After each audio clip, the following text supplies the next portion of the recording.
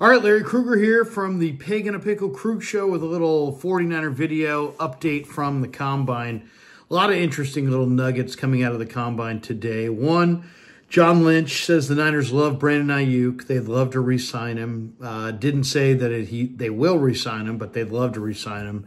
And he's said it 4 or 5 times now. Hey, look, you know, the guy's a warrior. We want him here long term, blah, blah, blah, blah, blah. So will they get him signed? At this point, we don't know, but it sounds like they very much would love to have him back. Lynch also indicated that, you know, it's both gratifying and frustrating to see Niner assistants hired elsewhere. Adam Peters went to Washington. Clint Kubiak went to New Orleans. There were a bunch of different guys who moved on. Obviously, the Niners moved on from Steve Wilks, but that it's frustrating to lose assistants and have them poached, but at the same time, it's kind of gratifying to know that you're putting together a good group of people that other teams around the league value. He was asked about the tight end position, and it's pretty clear to me, based on his answer, that the Niners are looking for another tight end. Not necessarily to replace George Kittle this year, but definitely to complement Kittle. You got to remember Warner and Dwelly are free agents. Latu and Willis are largely unproven second-year players, so look for the Niners to target a tight end, either in free agency or the draft. He said after he spoke on the podium that the Niners are trying to figure out a way to keep Jennings beyond this year. Jennings is a restricted free agent, so he can't necessarily leave this year. But it'll be interesting to see what kind of market he has and if they can get a long-term deal done for Ayuk. The Niners, it sounds like, have made the official decision to replace Adam Peters internally with Tariq Ahmad, who moves over from the director of college scouting to this position, replacing Peters, and R.J. Gillen. It sounds like both of them have been given promotions. Gillen was on the pro personnel side. Ahmad was on the college director of personnel side. And it sounds like together they'll be promoted to replace Adam Peters. Lynch said that Kyle Shanahan is basically handling the defensive coordinator hire. He did indicate that there won't be major philosophical changes to what they do defensively. So don't expect them to get away from their 4-3 wide 9 front, that they'll probably bring in some coordinator who's comfortable running their front. So he said that Shanahan's working on that he's interviewed some guys, and that he'll continue to interview guys. It did come out in a note that the Niners did interview Brandon Staley. I think Matt Barrows had this one, that they interviewed Brandon Staley, that Shanahan met with Staley last week.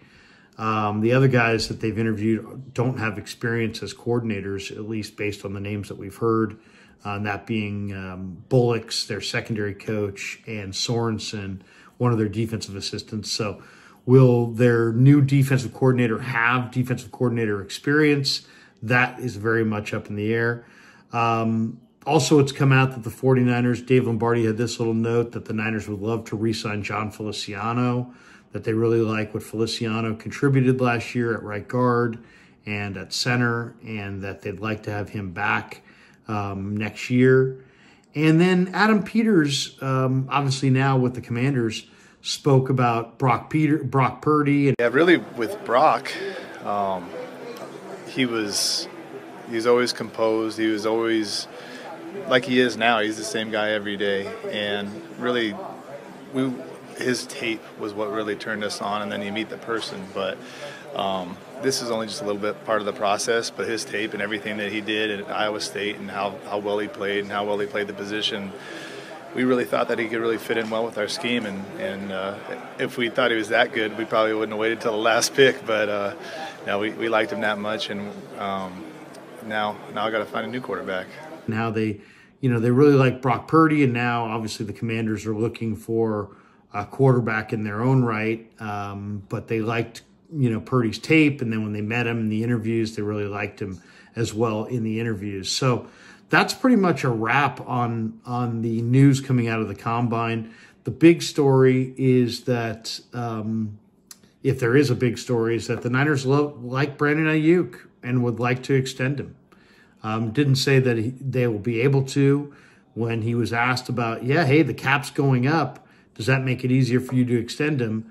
And it's like, well, yeah, the cap's going up, but it's going up for every team in the league. So that means there might be teams out there that can make more aggressive pitches contract-wise, or trade-wise to the 49ers for Ayuk, but that there's more money out there in the marketplace overall. So, the one thing the Niners are maintaining is they love Ayuk and that they want to keep him long-term, and they're not shopping him, and didn't say that they wouldn't trade him, but that they would love to sign him long-term.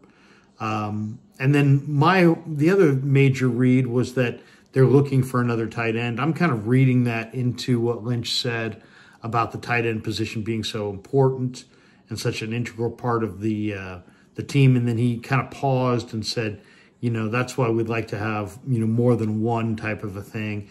The Niners really had one tight end this year. They had George Kittle, and then they had Warner, who's strictly a blocker, Dwelly, who's strictly a receiver, and two rookies, Latu, who was out for the year early, and Willis, who was trying to transition to the NFL, and they just didn't have that tight end depth. And I think they had to play George Kittle hurt early in the year, and just kind of not utilize him that much, because they didn't have any bodies there. So I would imagine tight end is going to be a key spot for the 49ers. Lynch was also asked about, the interior offensive line, and, he just wasn't biting. He's like, well, we'll just have to wait and see. But I think one of the indicators that's pretty clear is towards the end of his dialogue, he said, hey, look, we've got the quarterback in place now in Brock Purdy, and now it's about, building up around the quarterback. So what does that mean? Does that mean get him another runner? Does that mean get him another receiver, get him a tight end? I think it's pretty logical that it means it's time to build up the offensive line. Whether the 49ers won the Super Bowl or lost the Super Bowl, the mandate this offseason easily from a month ago, 2 months ago, 3 months ago, you could see it coming from a mile away. They know that they are behind schedule in building up this offensive line. They took a major risk. They went with a street free agent, a veteran free agent in Feliciano, a 4th-round pick in Burford, and a 5th-round pick in McKivitz on the right side of their offensive line. Jake Brendel's a street free agent that anybody could have had. They kind of just made do. The blue chippers are on the left side. Banks was a 2nd-round pick. Trent Williams is an all-time great. So they like what they have on the left side of the line. It's at center, right guard, right tackle that they really need to build up. And now that they've got Purdy, they know they've got their quarterback. It's about, building up the rest of their football team. And obviously, specifically, that comes with the line from center to the right, and maybe adding a weapon or two, and maybe improving that defense a little bit. So that's the goal of the offseason. They've got their quarterback, and they've got a lot of top tier players.